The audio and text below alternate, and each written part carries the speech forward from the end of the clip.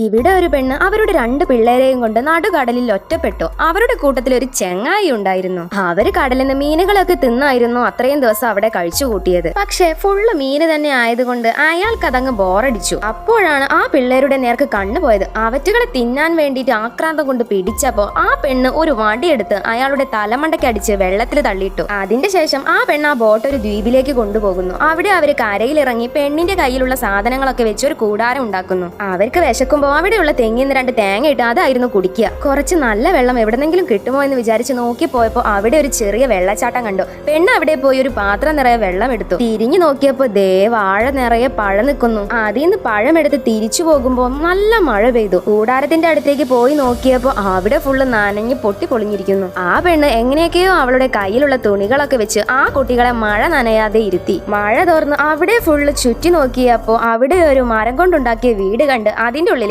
പോയി. നല്ല സ്ഥലം. ആ സ്ഥലം കണ്ട് അവരവിടെ താമസിക്കാൻ തുടങ്ങി.